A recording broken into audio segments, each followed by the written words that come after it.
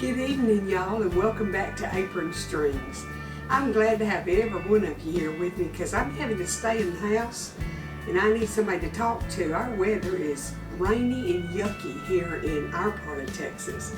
Not part of the storm, just summertime rain showers, I guess. But anyhow, home's a good place to be, and I'm thankful to have a good dry place to get in the kitchen and play. So, my sweet tooth's kind of acting up. So I thought I would make a decadent, delicious peanut butter pie that has chocolate syrup, a little bit of salty peanuts, and it has Reese's peanut butter cups, cream cheese, peanut butter, powdered sugar in it. It's going to be good. So I'm going to get y'all over to the butcher block. Y'all can meet me right there and get your usual spots. And I'm going to put everything in my mixing bowl. And I'm just going to run over to the mixer and mix it up, and then I'll come back and put it in the pie shell and show y'all how I jazz it up a little bit. First thing I'm going to do is put my softened cream cheese in the bowl, 8 ounces of cream cheese, and we need 1 cup of peanut butter. Now you can use crunchy or smooth, and I like smooth for my pie because I'm going to add some whole peanuts on the top, and that's going to give it a little crunch.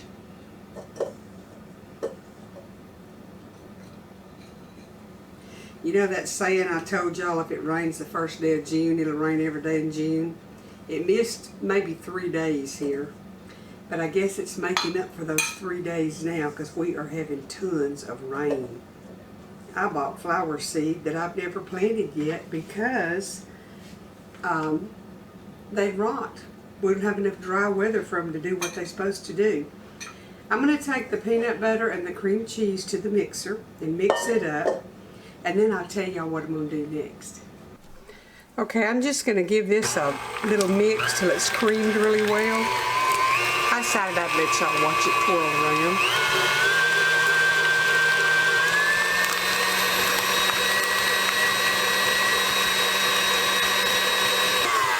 Now I'm going to step over here and get the other ingredients and bring them over here where y'all can see as I'm putting them in.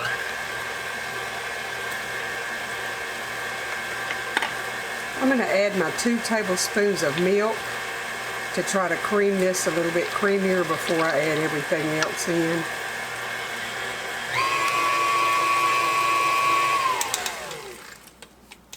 Get them back there out of the way.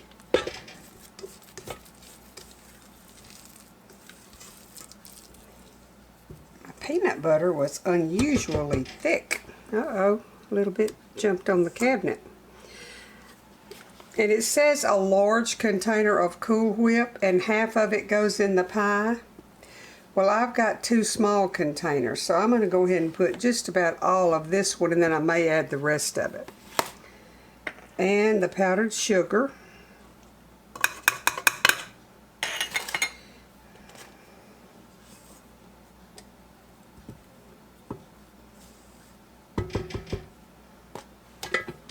And we'll just gently mix that up.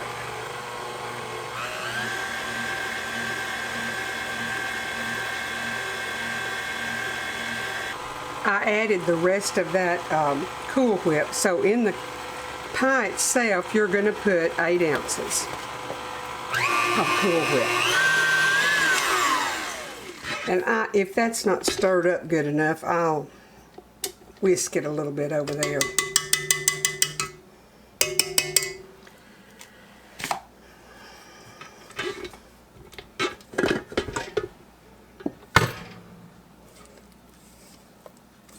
I think that's good. Okay, let me get the camera back over to the butcher block and I'll let y'all watch what's going on over there. Okay, the first thing I'm going to do is just take some Hershey's syrup or chocolate syrup, and this is actually the H-E-B brand, and I want to drizzle some of that in the bottom of the crust. And you can use a chocolate graham cracker or a regular graham cracker, but I prefer the chocolate on this. Then you want to put your filling in there.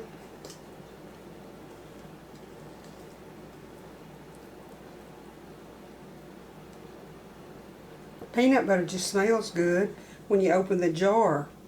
And cream cheese, you know, makes stuff good. So by the time we get the Reese's candy and the peanuts on this, it is going to be yummy.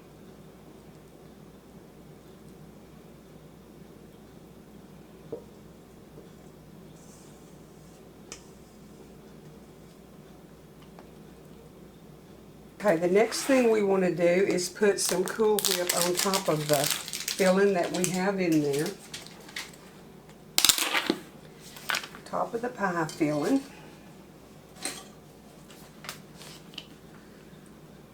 And you can make your own whipped cream, you know that. I just am doing it the easy way today.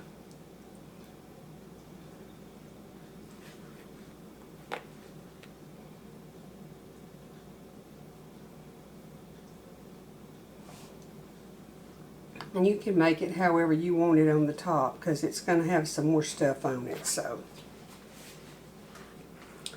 okay, I'm going to take a couple of these Reese's and chop them up, and I may need more, because these are just the little, it comes like 10 for $1, those little ones in the packages.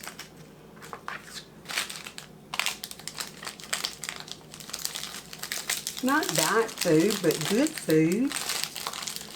Something good that people will enjoy eating.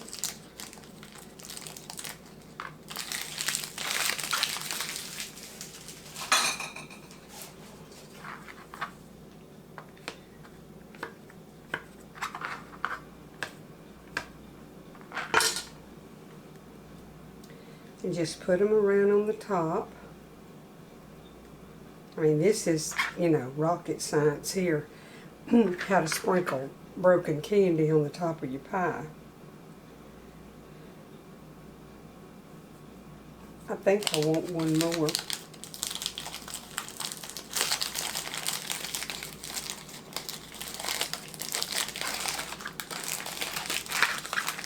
Now when you get your peanuts to sprinkle on top of this, you're going to want the salty ones, because the sweet and salty is so good together.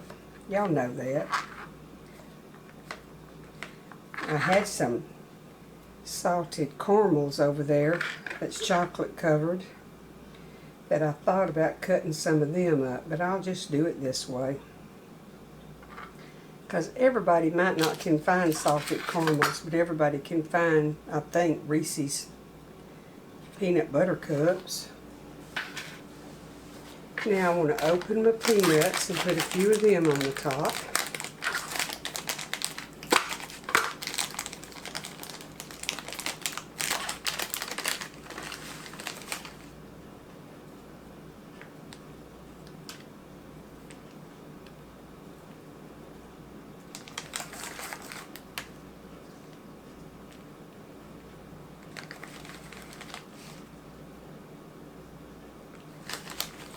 And it's according to taste, just however many you think you want.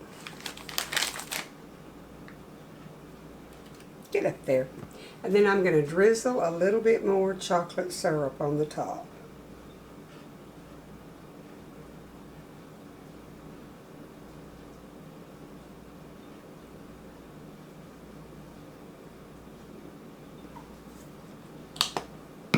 And there you have it. I'm going to get it in the refrigerator, the ice box, and let it set up real good, and then I'll cut it and show y'all what it looks like. Okay, y'all, I got a piece plated up. I'm going to feed this to Troy here in a minute. You can see the peanut butter layer and the Cool Whip, and then the peanuts and chocolate and the candy on the top. Oh my goodness, you need to try this. This is Sunday dinner worthy. Said I was going to give it to Troy, but I think I need a taste of it first, don't y'all? I'm picking up candy too. You